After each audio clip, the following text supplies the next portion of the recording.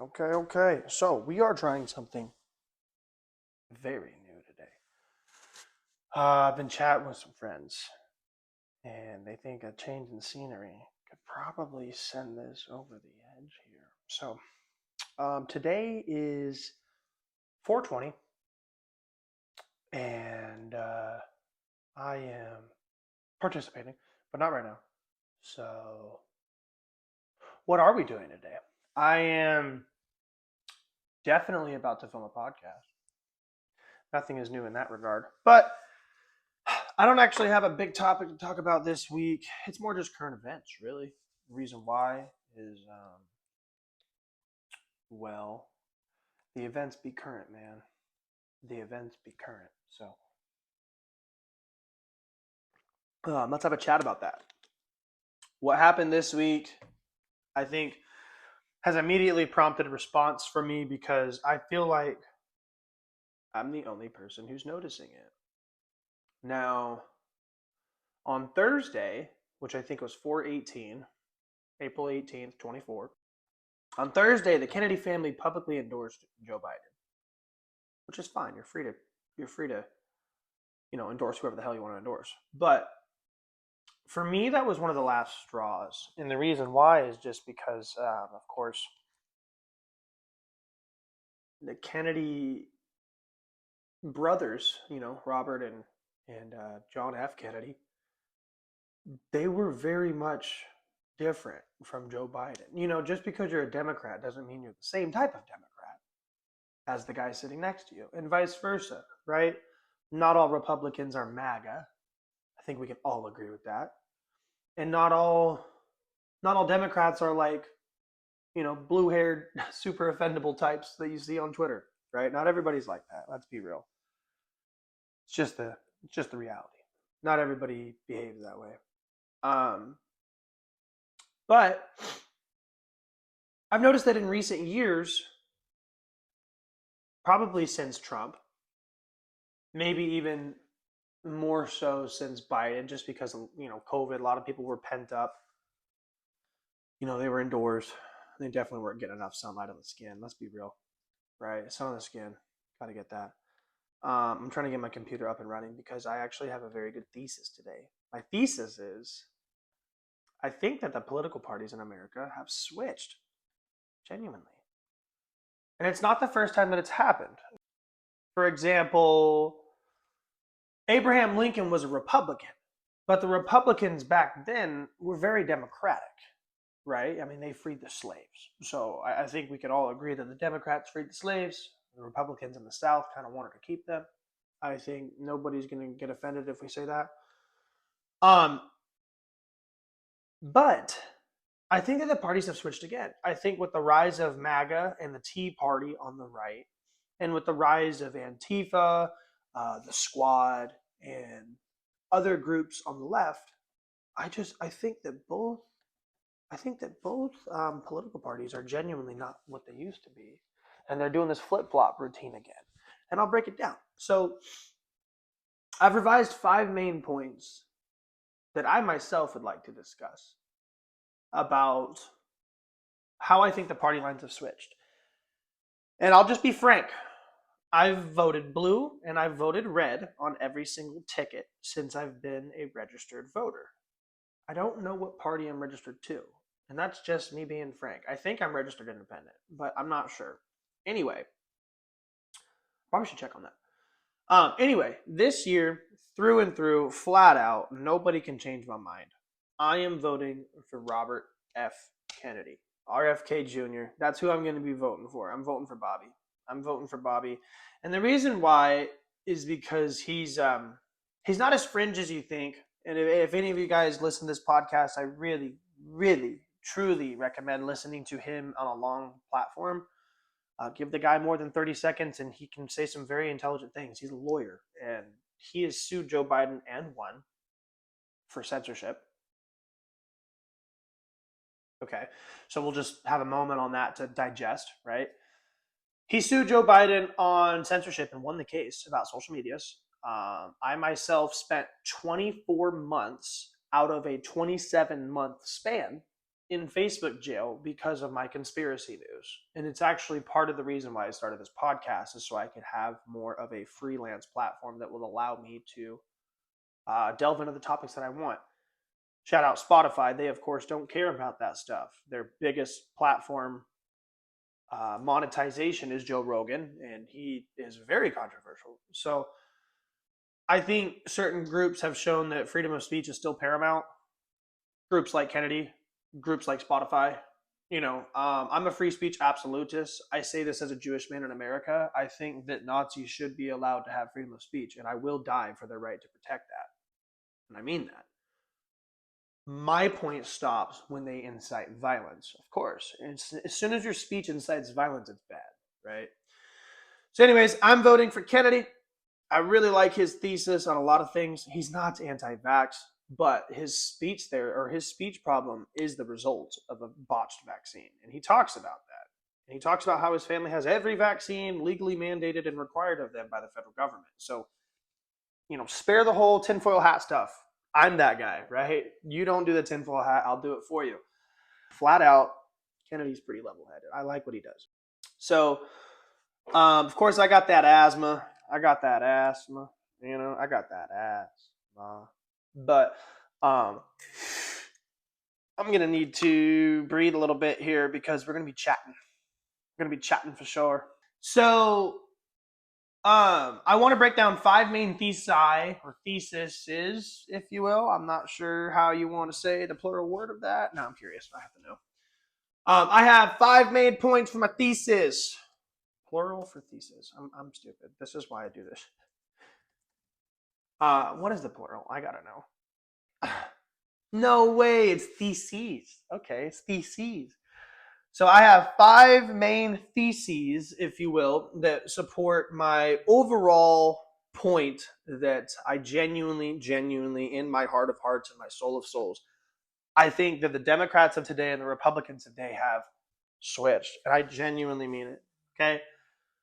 So main point is bullet point 1. And that's what this is the biggest reason why I wanted to make this podcast, is because the last 6 months in America have been very hard for Jewish people. I'm just going to be fucking blunt. Okay, hate crimes have risen by over 400%. In 2022, there were 2 threats that were credible to bomb or otherwise arson, create an attack upon a religious building, a synagogue, right? For Muslims, they're mosques, I think. For Christians, they're churches, right? We all know that. Last year, in the last 8 months or 7 months, I think we're 8 months into this war now. In the last 8 months, there have been over 1,000 credible reports of threats to attack, right? And Muslim hate crimes have risen too, but not to the same attune, right? They've risen, I think, by about 125%. Still terrible. Still don't like it. Still hate every bit of that. I think we can all agree that 400% is a little bit scarier than 125%, especially considering Muslims are a bigger demographic, meaning that they have more allies, they have more friends. The Jews are a very small demographic, meaning they don't have very many friends. They really only have us. And that brings me to my main fucking point, okay? The historical shift in the Democratic Party's position on the Israel-Palestine conflict, okay? Yeah, point 1. Democrats have historically been pro-Israel. Historically. They were part of the creation of Israel, right? They are some of the most paramount figures that created the country that is and will always be Israel. And that drives me nuts because we have shifted polar from that in recent years. And I'm not here to attribute blame on anybody or anything. If I'm going to discuss politics, I'm going to discuss it in a mature manner that's going to be, how do we put this? It's going to be digestible for all viewers, right? Like I said, I voted blue, I voted red, and this year I'm voting independent, okay? And I will own every bit of that. On the state and local level, I'll probably still vote blue and red because I'll be blunt. There's good guys on both sides of the aisle, and I'm tired of fucking saying anything less than that, okay? So, back to point 1. Let's dive in. The historical shift in the Democratic Party's position on Israel, right? They helped create Israel. They really love Israel because it's technically a secular state.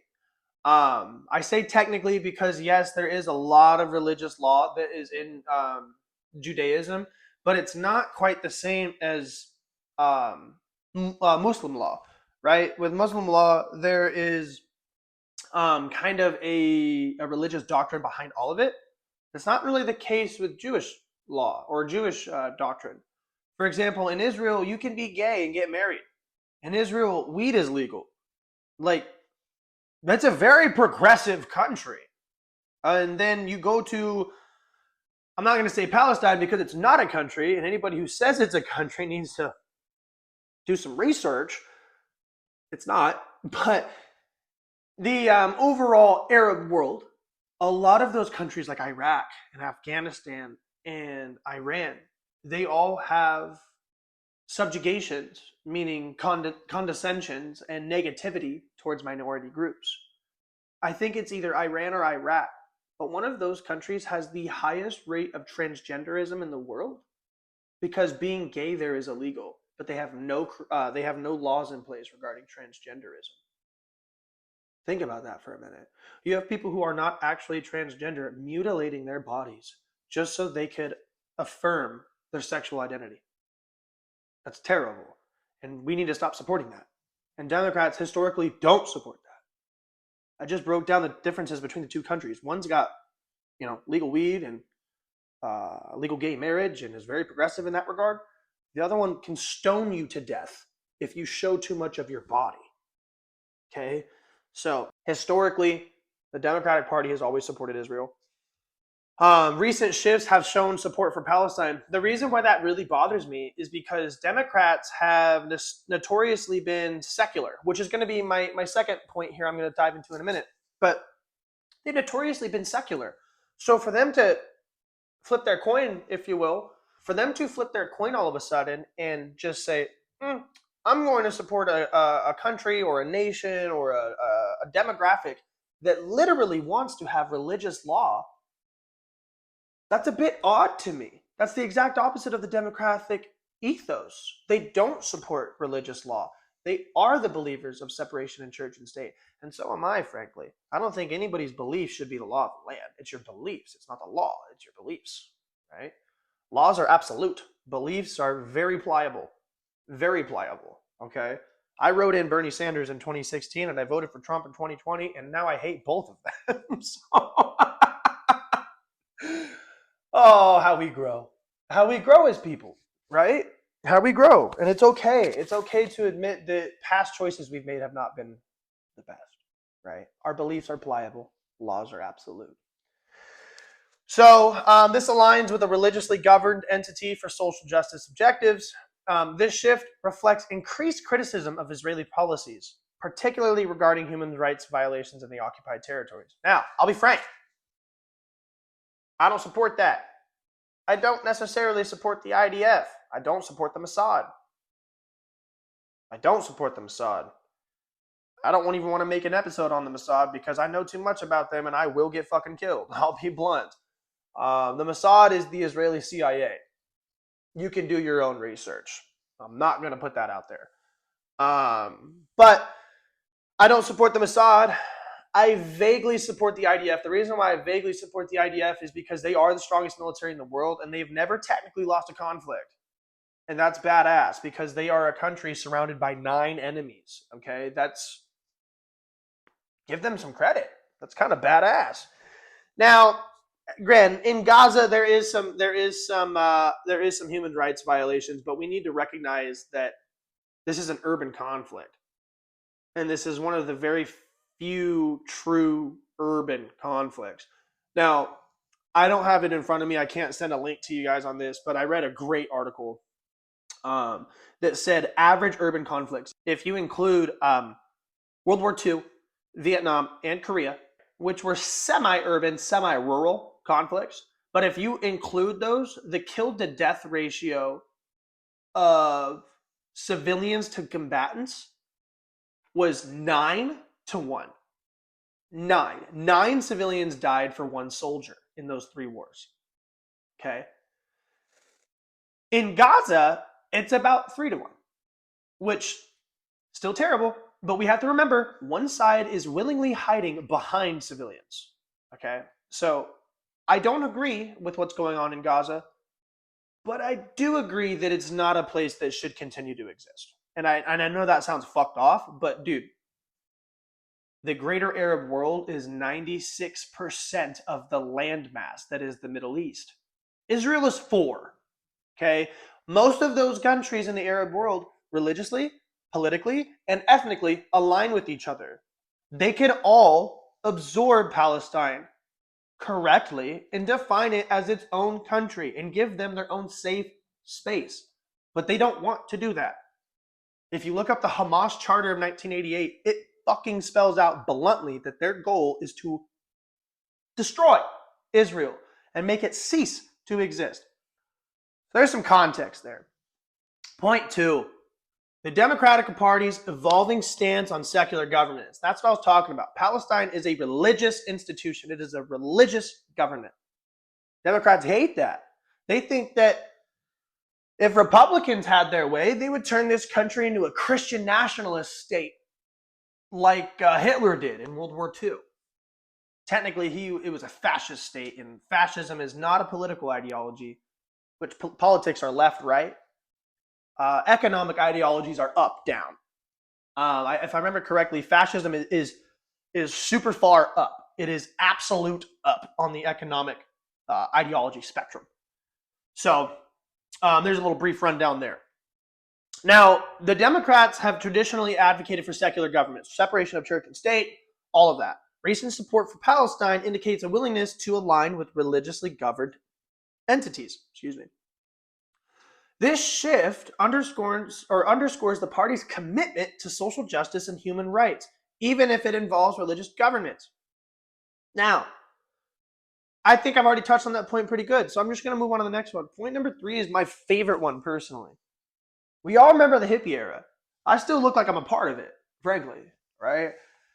I'm not. But the changing demographics of the Democratic Party are my favorite. And by the way, I don't mean to only show the Democratic Party here. It's just the way that my chat GPT algorithmed it. I didn't mean for it to be this way. I just gave it my bullet points and it put them in a 5-point thesis for me. And yes, I do use ChatGPT to write scripts because, dude, I'm filming a fucking podcast while running a full-time job and taking care of a very pregnant woman. Okay? I'm doing my best. Now, the changing demographics of the Democratic Party, and I think, frankly, the Republican Party has changed too. Republicans definitely used to be pro-college. They definitely used to be pro-establishment. They definitely used to be a lot of this stuff. Very suit and tie type. Now, the demographics of the Democratic Party have historically been associated with working class and non-college educated voters, right? Hippies. They detested post-secondary education. They thought it was a scam. They detested war. They thought that was a scam. Nowadays, Democrats are actually the biggest funders of war out of the two parties in our country. You can Google it. There's been some flip-flops going on, man. The most anti-war party is now the biggest funder of it. It's just, it blows my mind. Okay. So they've been historically associated with working class, non-college educated voters. Recent years have shown a massive uptick towards attracting college educated individuals. Highly educated voters are drawn to the party's emphasis specifically on education funding, healthcare access, and climate change. Now, I'll be frank, I have no problem with any of those key issues. I will say, personally, tinfoil hat is on. Climate change is not fucking real. It is, time out. It is real, but it's not real in the way that you think it is. Your Toyota outside or your fucking V8 is not causing climate change. There are government institutions that do it on purpose so they can push their motive and they can push their agenda. Places like HARP and other places. HARP is pretty gnarly. We've been able to make Aurora Borealis, Northern Lights. We've been able to make Aurora Borealis for almost 100 years. Patented. Okay? Cloud seeding. Technology like that. All of that stuff where they say that, weather modification. It was a war crime after Vietnam. Google that one for once. It's crazy. It's bonkers. In recent years, Democrats love people with bachelor's and even master's degrees. Sorry, these pants are tight as hell. in recent years, they've really loved that voter. And I think that it's good. I think that the voting booths in general should have a more educated voter because holy fuck, the last 8 years have been a little bit bonkers. But I can't force everybody to be more educated. I can't force everybody to listen to this podcast. I can't force anybody to do anything. The only thing I can try to do is control my work ethic and how I treat others and hope that I rub off on them a little bit in a way that they do that onto other people as well. Right? So now the rationale for the party's Democratic or the rationale for the Democratic Party's appeal to educated voters, that's another point, but it's kind of a smaller one. This one is just about their emphasis on education funding. It resonates with their educated voters, so it's kind of a churn baby churn. You know, they're going to keep getting voters because they keep funding education. Just like Biden says he's going to make all of our college debt go away. And I'm going to be so fucking real, it's not going to happen. The only people who have benefited from this are government employees and high-ranking Democrat families. Follow the fucking money. He's trying to buy votes, and I'm pissed off about it. Pissed off about it. Drives me nuts.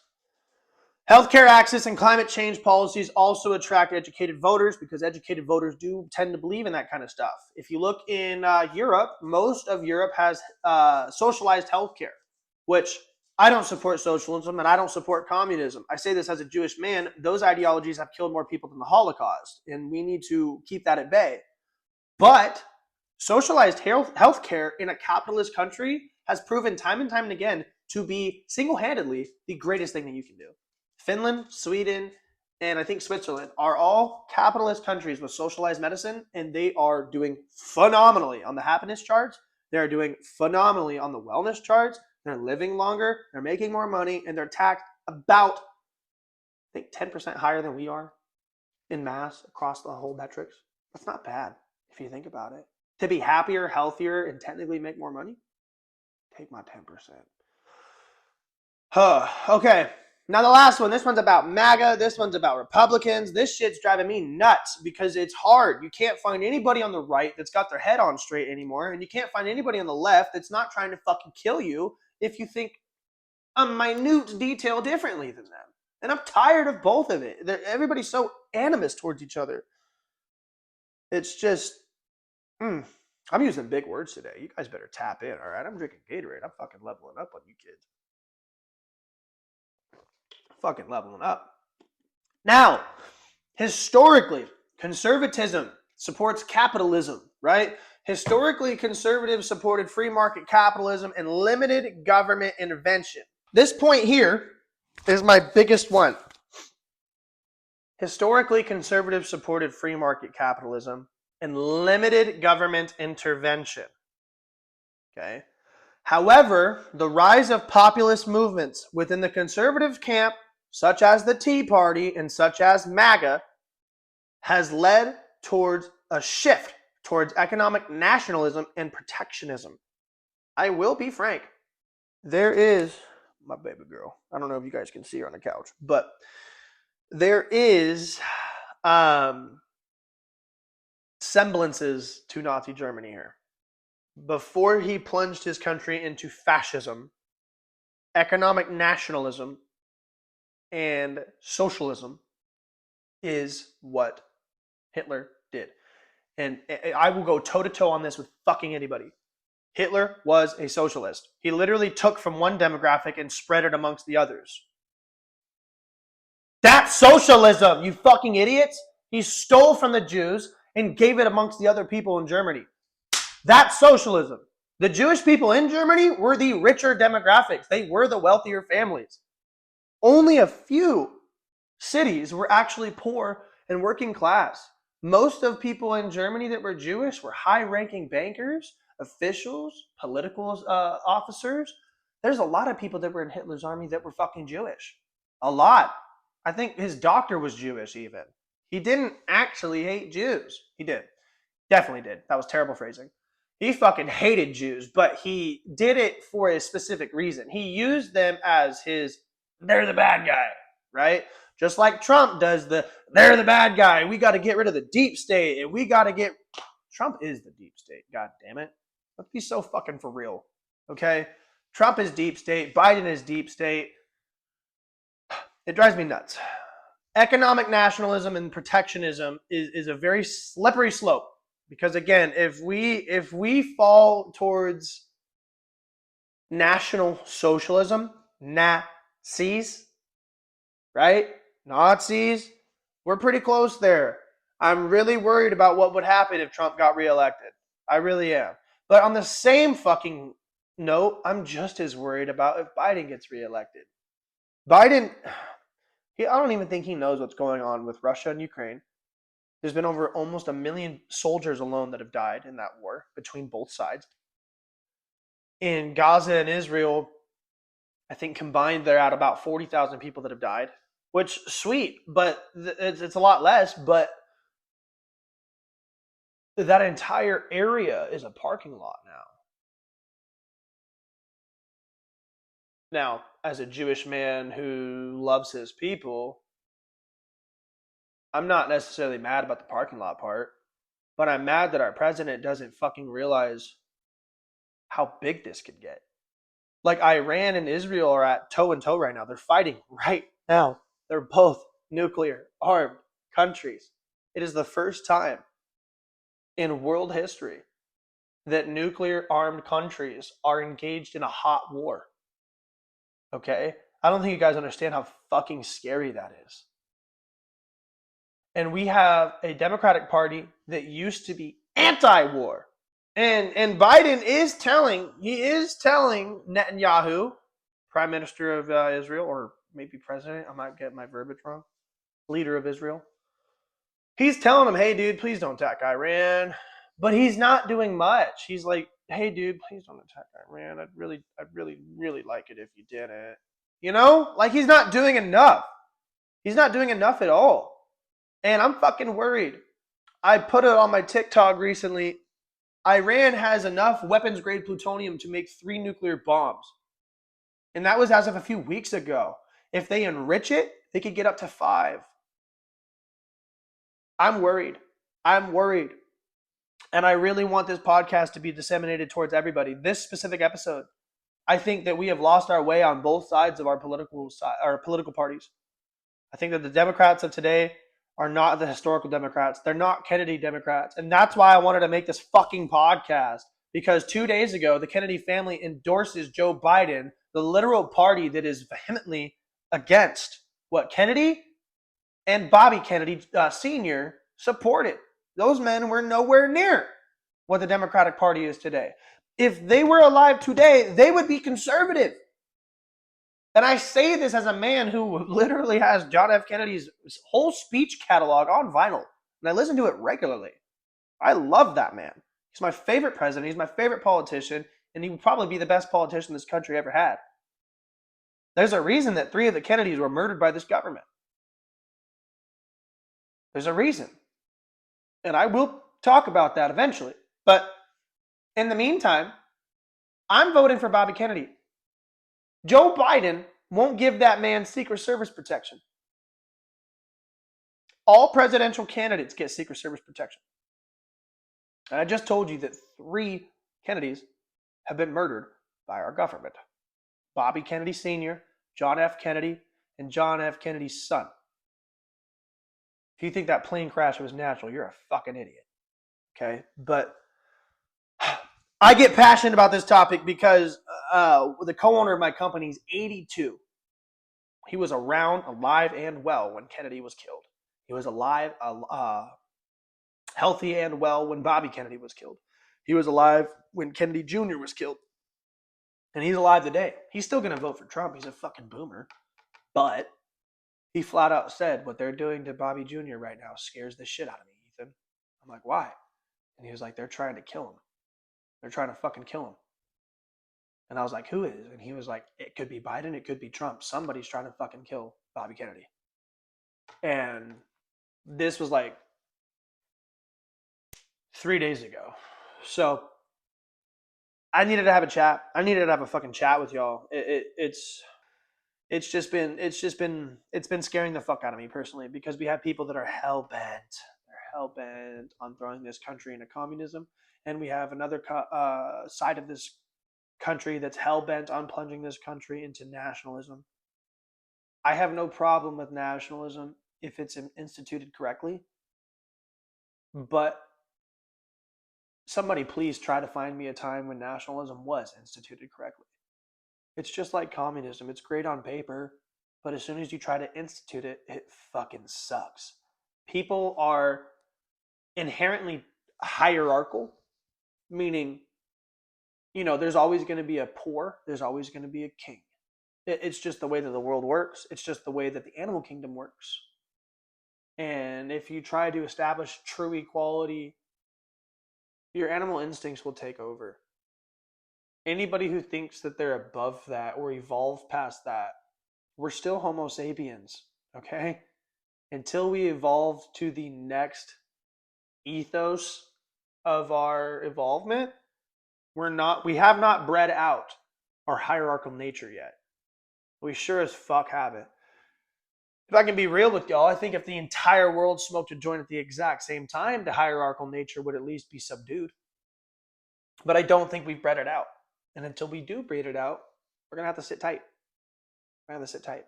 So that's my thesis for the day. I think that the Democrats today were the Republicans of old. And I think that the Republicans of today are the Democrats of old. I think that they have fucking flip-flopped. And it is rather odd. Rather scary. So you guys can vote for whoever you want.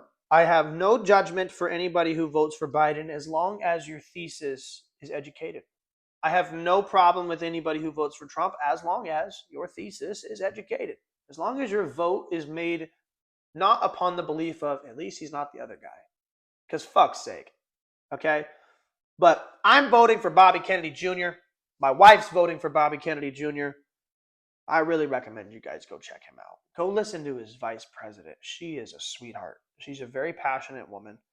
She's donated over, I think, $100 million to women's reproductive health research.